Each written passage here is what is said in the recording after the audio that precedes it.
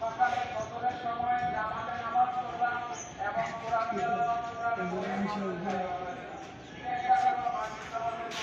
একটা হাদিস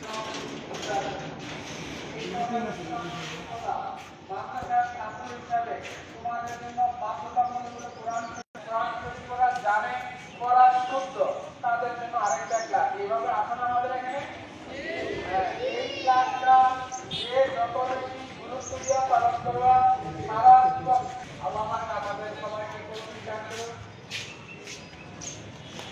আর রহমাতুল্লাহ তোমরা জুড়ে ওয়ালাইকুম আসসালাম ওয়া রাহমাতুল্লাহ বলো।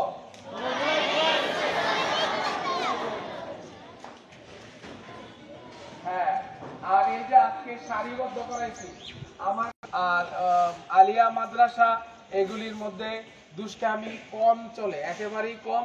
তোমরা যেই দুষ্টামিটা হেফজখানা থেকে নিয়ে আসতো, এই দুষ্টামির ভারটা আমাদের ছাত্রছাত্রীরা নিতে পারে না। তোমরা একটু দয়া করো, নিজেও ভালো মানুষ হও, অন্যান্য ছেলে মেয়েদেরকে মানুষ করার সুযোগ দাও। আমা তাওফিক ইল্লা বিল্লাহ। আসসালামু আলাইকুম ওয়া রাহমাতুল্লাহ।